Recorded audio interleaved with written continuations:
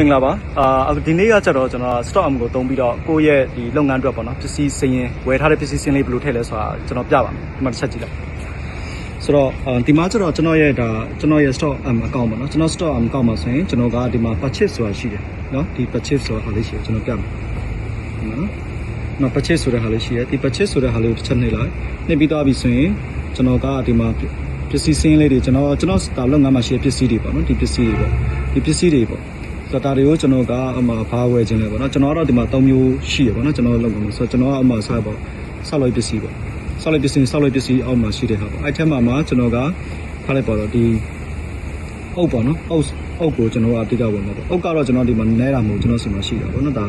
အုပ်ကတော့9သိန်းနီးလောက်ကျွန်တော်စီမှာရှိရပေါ့အဲ့အုပ်ကိုကျွန်တော်က order ထက်ရှိတော့မလောက်မှဆိုလို့ထပ်ဝင်မယ်ဆိုရင်အပေါင်းလေးကိုနှိပ်ပြီးတော့ကျွန်တော်ကဘယ်သူစီကဝယ်မှာလဲကျွန်တော်ဒီမှာ okay ကျွန်တော်မအင်းနူစီကမှာမယ်ဘယ်မှာပို့စီချင်တာလဲဆိုတော့ကျွန်တော် main warehouse ကိုပို့စီချင်တာဆိုတော့ဒါကျွန်တော်ရဲ့ main warehouse ကိုကျွန်တော်ရွေးလိုက်မယ်ပြီးရင်ကျွန်တော်ဘယ်နေ့မှာဝယ်ထားတာပေါ့နော်ဝယ်လိုက်တာလဲပေါ့နော်အဲဆိုရင်ကျွန်တော်ယူမယ်ပြီးရင်ကျွန်တော်ဘယ်လောက်မှာလဲအုပ်ဟိုမှာမယ်ပေါ့အုပ်3သိန်းမှာအုပ်အရေးတော့3သိန်းမှာပြီးရင်ဆေးရထားလိုက်ပါတော့ကျွန်တော်ကဒါဥပမာနော်ကျွန်တော်250ဆိုတော့ကျွန်တော်ကမန်နူစီကဝယ်ထားတဲ့စင်းကိုကျွန်တော်ကိုမန်နူ short ပေးလားအဲ့ပေါ့ကျွန်တော်လောက်ကျွန်တော်ပမာဏတစ်ခု short ပေးထားပါတော့ကျွန်တော်90နဲ့250မှာကျွန်တော်ကိုထားလိုက်ပါ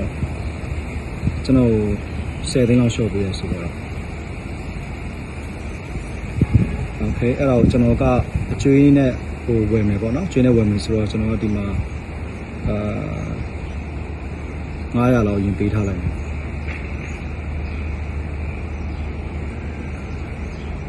900လောက်ရင်ပေးထားလိုက်မယ်ကျွန်တော်ပေးတာကကျွန်တော်ဟိုနဲ့ပေးမယ်ကျွန်တော် CB နဲ့ပေးမယ်နော်ဒါဆိုရင်ကျွန်တော်ပစ္စည်းဝယ်တဲ့စင်းကိုကျွန်တော်ထည့်ထားလိုက်တာပေါ့နော်ဆိုတော့ဒီလိုပုံစံမျိုးလေးပေါ့အဲ့ဒါဆိုရင်ကျွန်တော်ကမအင်းနူကိုကျွန်တော်ပေးစရာရှိတာကကျွန်တော်ဒါဆိုရင်ကျွန်တော်ကဝယ်လိုက်ပြီပေါ့နော်ပစ္စည်းဝယ်လိုက်ပြီဆိုတော့ကျွန်တော်ကဝယ်လိုက်တော့ဘယ်သူ့ကိုဘယ်လောက်ပေးစရာရှိလဲဆိုတော့ကျွန်တော်တစ်ခါတွဲပြီးသွားကြည့်မယ်အဲ့ကျရင်ကျွန်တော်ရဲ့ supplier တွေကျွန်တော်သွားကြည့်မယ်ကျွန်တော် supplier မှာကျွန်တော်ခဏမအင်းနူစီကအုပ်ဝယ်လိုက်တာဆိုတော့ဒါမအင်းနူကိုကျွန်တော်ပေးရမယ် credit ဒါကနော်ဆိုတော့